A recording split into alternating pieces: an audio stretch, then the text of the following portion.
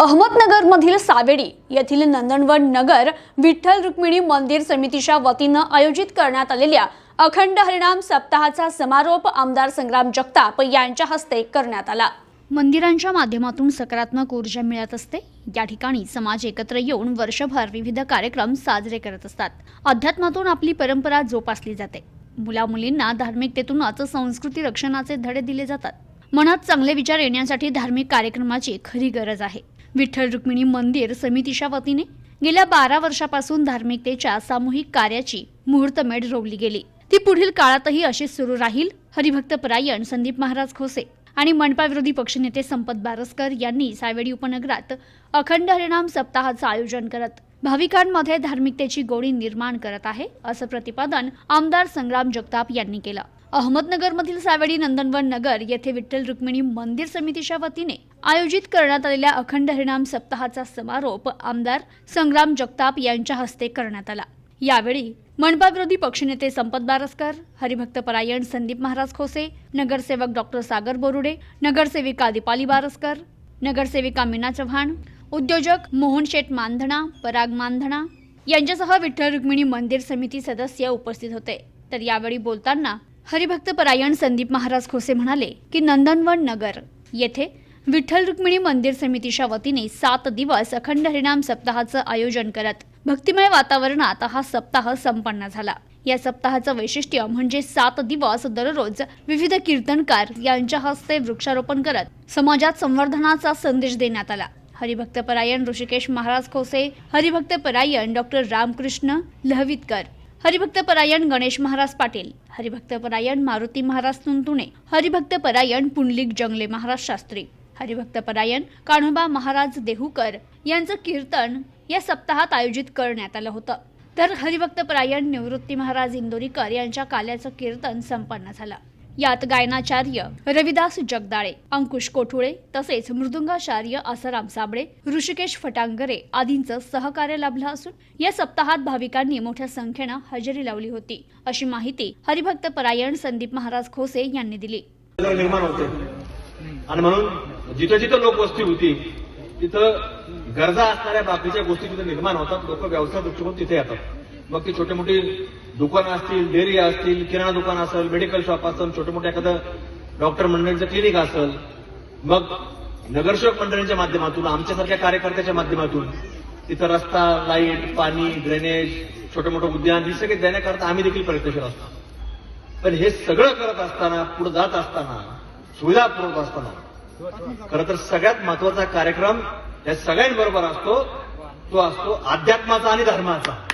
आणि म्हणून ही मंदिरं देखील निर्माण झाली पाहिजे। आणि म्हणून आपल्या भागामध्ये आपण सगळ्या मंडळींनी नियोजन केलं आणि त्या माध्यमातून एक चांगलं विठ्ठल रुक्मिणीचं मंदिर या परिसरामध्ये एक वेगळं निर्माण करण्याचं देखील आपण काम केलं। त्याच्यातनं एवढं मोठं भव्यता आणि दिव्यता तुमच्या सगळ्यांच्या कष्टाच्या माध्यमातून निर्माण झाली आहे। आणि मग याच्यातनं काय मिळतं, सप्ताहाच्या माध्यमातून अनेक वेगवेगळ्या क्षेत्रामध्ये काम करणारी मंडळी ही उपस्थित राहतात। आज आपण पाहतो की आता चंद्रयान चंद्रावर गेलं। आपण म्हणतो की विज्ञान आहे आणि विज्ञानाच्या माध्यमातून ते पुढे गेलं, पण विज्ञानाबरोबर त्याला कुठेतरी चांगले विचार हे मनामध्ये यायला की त्याला अध्यात्मच जोड असतो। आणि म्हणून अध्यात्माच्या माध्यमातून तो चांगला विचार तो त्या मनामध्ये येतो। आणि म्हणून चांगल्या ऊर्जा, चांगल्या विचाराची निर्मिती ही अध्यात्माच्या माध्यमातून असते। म्हणून आपण पाहतो समाजामध्ये आता रोज लोक टीका टिप्पणी करणारे लोक वाढत चाललेले आहेत। म्हणजे अगदी ज्याची मोहनशेठ सांगायचं म्हटलं तर आता घरामध्ये काही काही लोकांची परिस्थिती नसते, हालाकीची परिस्थिती असते, पण तो देशाच्या राजकारणावर चर्चा करतो।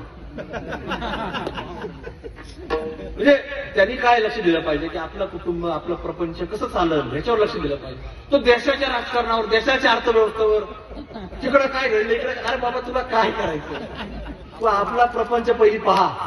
एकदा ती गाडी सुरळीत लागली मग तू बाकीच्या गोष्टीकडे लक्ष दे।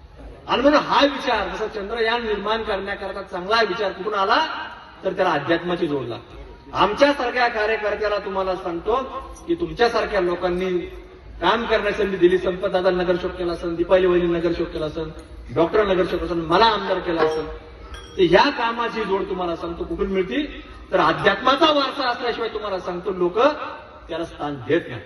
आणि म्हणून आज कुठेतरी सगळ्या बाबतीमध्ये तुम्ही सगळे मंडळी एकत्र येतात, महिला भगिनी या ठिकाणी उपस्थित झाल्या, सगळी लोक एकत्र येतात आणि याच्यात एक वेगळी ज्योत ही समाजामध्ये चालत असते. म्हणून ज्या गुरुवर्य जे लोक येतील, हरिभक्तपारायण लोक येतील, त्याच्यातनं मार्गदर्शन मिळतं, त्याच्यातनं पुढची पिढी घडतील आणि चांगला विचारांचा वारसा तो कुठेतरी आता जोपासावा लागतो. आणि म्हणून तुम्ही सगळे तो वारसा पुढे घेऊन जाताय, चांगल्या रीतीनं सगळ्या लोकांना मार्गदर्शन होणार आहे. त्यामुळे या सगळ्या कार्यक्रमाकरता आज मी मनपूर्वक शुभेच्छा व्यक्त करतो. आम्ही सगळे मंडळी महाराज आहेत, तुम्ही बोलवत चला, सांगत चला, आम्ही आलोच. त्यामुळं इथं तुम्हाला काय तशी काही बाकीची अडचण नाही. मी सक्षम लोक आहेत आणि सक्षम लोक असल्यामुळे कुठली अडचण आमच्यावर जबाबदारी येत नाही. त्यामुळं बाकीच्या ठिकाणी येतील.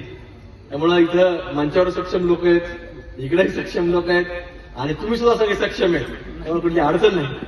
पण ज्या वेळेला काय असेल तर निश्चित सगळे एकत्र राहून, कारण कुठलंही काम हे सामूहिकरित्या करावं लागतं. सामूहिकरित्या केलं तरच त्याला आपण म्हणू की एक वेगळा सगळ्यांचा हातभार लागतो आणि त्याच्यात एक चांगलं भव्यता आणि दिव्यता प्राप्त होण्यामध्ये मदत होत असते. त्यामुळे सगळ्यांचं योगदान आज निमित्ताने लागतंय. मनपूर्वक या सर्व सप्त्याच्या कार्यक्रमाच्या निमित्तानं हार्दिक अशा आपल्याला सर्वांना शुभेच्छा व्यक्त करतो. आपण सर्व नागरिकांनी, विशेषतः माता भगिनी असतील, आमचे बालमित्र असतील, आपले सर्व ज्येष्ठ नागरिक असतील, आता प्रत्येकाला तुम्हाला सांगतो की आता एखादा ज्येष्ठ जरी असला, तरुण जरी असला तर असं काही गरज लागत नाही, असं नाही. सगळ्यांना याच्यामध्ये सहभागी व्हावं अशीच आपल्याला सर्वांना नम्रतेचं आव्हान आपल्या सर्वांना करतो आणि शुभेच्छा देऊन थांबतो. धन्यवाद. वयांचं हे केला अशा शेकडो वया ह्या जे आपण मूर्तीची प्रतिष्ठापना केलेली त्याच्या खाली, म्हणजे आपण जसं म्हणतो की हे एक जागृत देवस्थान आहे आणि परिसरातील अनेक नागरिकांना याची प्रचिती आलेली, स्वतः संपत दादांनाही याची प्रचिती आलेली आहे. दादा म्हटले की ज्यावेळेस मी पहिल्यांदा ह्या भागातून उभं राहिलो तर त्यावेळेस मला कोणी ओळखत नव्हतं, कुठे काही नव्हतं. मी या मंदिराच्या परिसरामध्ये आलो, महाराजांनी सर्वांनी माझा सत्कार केला आणि त्यावेळेस मी विठ्ठल चरणी प्रार्थना केली की मला या भागाचं प्रतिनिधित्व करण्याचा, नगरसेवक होण्याचा, म्हणजे त्यांनी विठ्ठल चरणी प्रार्थना केली. आणि संपदादा स्वतः म्हटले की बाबा मलाही प्रचिती आलेली की मी पांडुरंगांनी याची प्रचिती दिली की मी नगरसेवक झालो आणि खरोखर परिसरातील अनेकांनाही याचा अनुभव आलेला आहे. अशा या जागृत देवस्थानाचा आपण मोठ्या प्रमाणामध्ये आज सप्ताह करतोय. तर खरोखर आपल्या सर्वांच्या दृष्टीने, म्हणजे मी इथे आता सप्त्याचा कार्यक्रम चालू असताना येऊन गेलो तर बरेचसे महिला भगिनी असतील, आपले कॉलनीतले सर्व नागरिक असतील, तर हे सर्वजण इथे सकाळपासून संध्याकाळपर्यंत म्हणजे घरचा काहीतरी कार्यक्रम आहे, घरचा हा सर्व चालू आहे उत्सव, अशा याने सर्वजण हिरिरीने याच्यात भाग घेते आणि खरोखरच अत्यंत सुंदर आणि देखणं स्वरूप याला सप्त्याला लाभलेलं आहे. आणि याच्याबरोबरच दादांच्या मार्गदर्शनाखाली आपण या जे मंदिर आहे याचं सुशोभीकरणाचंही काम केलेलं आहे आणि लवकरच या परिसरातील सर्व रस्तेही आपण करणार आहोत. म्हणजे खरोखरच एक म्हणजे काय म्हणता येईल की खूप सुंदर अवर्णीय असं हा सप्ताह होत आहे आणि आपण सर्व याचे साक्षीदार आहोत, याचा मला खरोखर आनंद होत आहे. तर आज महाराजांनी सर्व कमिटीने मला बोलण्याची संधी दिली, त्याबद्दल मी सर्वांचे मनपूर्वक धन्यवाद देतो. जय हिंद, जय. आणि आपल्या नंदनवन परिसरामध्ये विठ्ठल रुक्मिणी मंदिरामध्ये अखंड हरिनाम सप्ताह चालू आहे आणि आज त्याचा 6वा दिवस. खरं तर हे 7 दिवस म्हणजे या सप्त्याचे तपपूर्ती सोहळा आहे. 12 वर्ष पूर्ण होत आहेत. खरंच 5 वर्ष झाले मी या सोहळ्यासाठी, या सप्त्यासाठी 5 वर्ष सलग येते. मध्ये कोविडच्या काळामध्ये थोडासा खंड पडला, परंतु येथील सप्ते म्हणजे खरंच खूप चांगले असतात. प्रत्येक मला नाही वाटत महाराज तुम्हाला कुठल्या देणगीची त्याची स्वतःहून मागणीची वेळ येत असेल.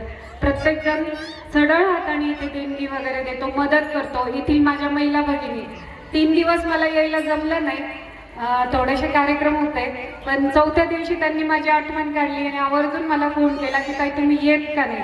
तर येथील महिला भगिनी माझ्या वाढण्यापासून तर प्रत्येक काम एकदम चांगल्या रीतीने करतात. तसेच जे माझे बांधव आहेत तर इथे नंदनवन नगरमधील सप्त्याचं एक विशेष म्हणजे इथे प्रत्येक जण हातभार लावतो नंदनवन नगरमध्ये.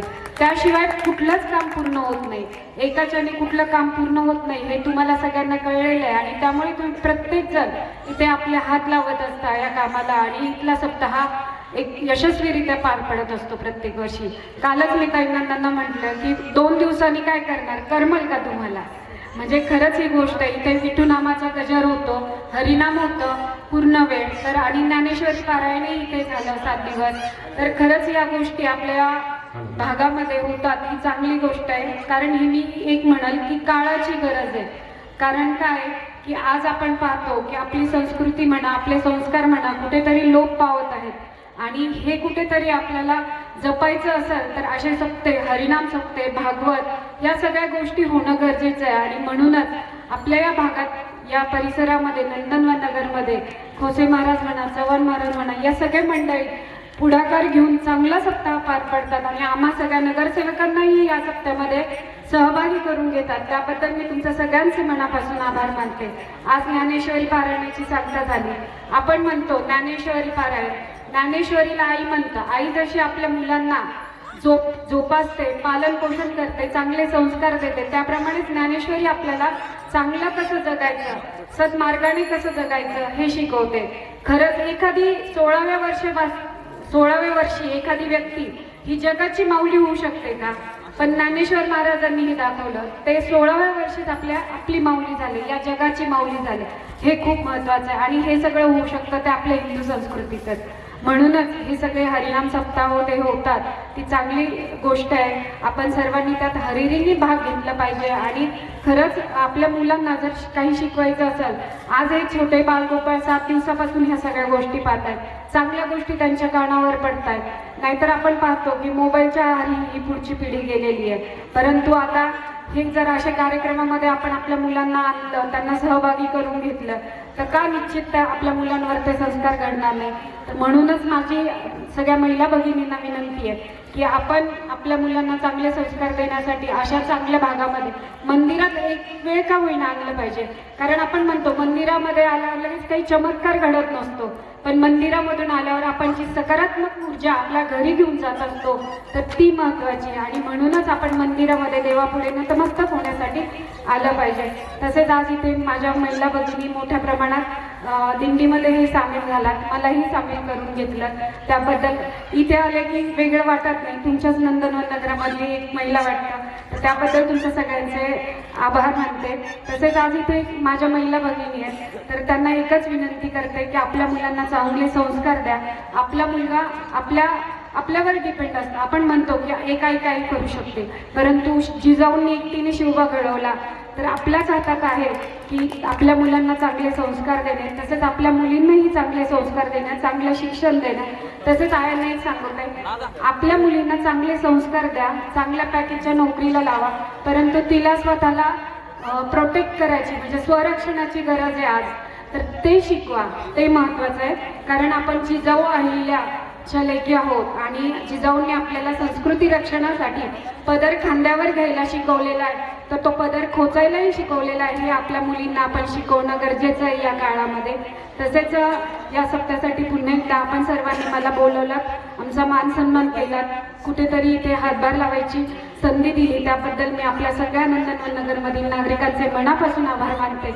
धन्यवाद. जय हिंद. जे महत्त्वाचं पार्ट असतो ते ट्रस्टी, त्याचे सभासद आणि आजूबाजूचे परिसरातले सर्व रहिवासी. खूप आनंद होतो की अशा पद्धतीचे काही कार्यक्रम होतात.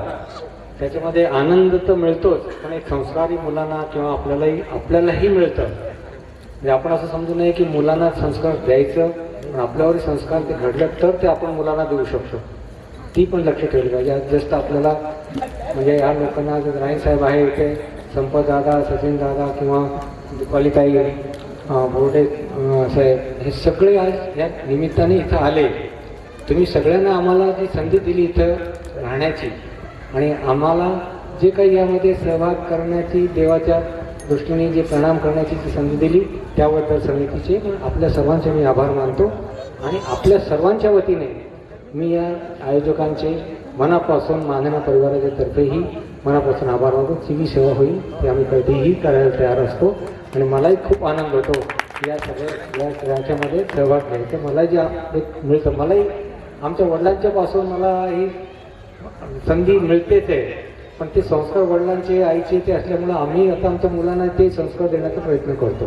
आपण सगळ्यांनी दीपालीताईंनी खूप सुंदर असं एक्झाम्पल खूप सुंदर अशी रचना करून त्यांनी सांगितलं. खरंच कौतुक वाटतं मला त्या म्हणजे आमच्या पोलिसांची होती, पण ती इतकं सुंदर समजून सांगितलं आणि बोर्डे सरांनी जे समजून सांगितलं ना, खरंच उत्तम. त्याच्याबद्दल त्यांचा मी मनापासून आभार मानतो. धन्यवाद.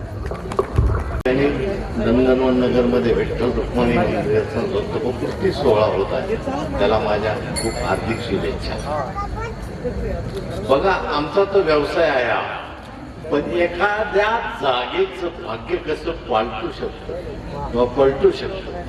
आज तुम्ही जिथं जाऊन विठ्ठल रुक्मिणीचं मंदिर बांधलं, यामुळे ह्या परिसराला निश्चितच वेगळी अशी शोभा आली. त्या निमित्ताने आपण सर्वजण एकत्र होतात, एकत्र कार्यक्रम करतात. आजकाल टीव्हीच्या माध्यमातून किंवा मोबाईलच्या जगातून बाहेर प्रतिनिधी विनायक मिसाळ, न्यूज टुडे 24, अहमदनगर.